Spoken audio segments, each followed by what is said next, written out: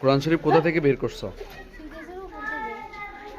মানে ঘর যেখানে পড়া গেছে, মানে আর কিছু আছে যে এরকম অবশিষ্ট যেটি খুব ভালো বের করতে পারছো? শুধু কোরআন শরীফ? আচ্ছা আচ্ছা, একটু পড়া যায় নাই, একটু দেখাও তো।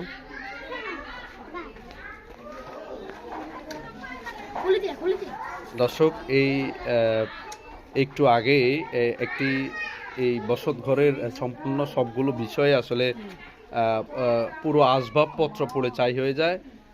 পাশেই সুইকেসের উপরে এই পবিত্র কোরআন শরীফ ছিল।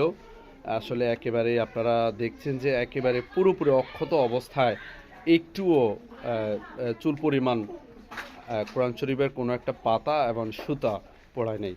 এই বিষয়টি আসলে নজিরবিহীন এবং আল্লাহ তাআলারই সৃষ্টির যে পবিত্র কোরআনকে তিনি এইভাবেই অক্ষত রেখেছেন। সুবহানাল্লাহ।